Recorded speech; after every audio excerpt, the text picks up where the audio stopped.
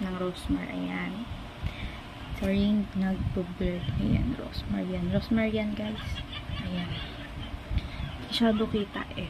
Basahin ko na lang. Toner siya ni rosemary. Ayan. Lang, iyaan natin.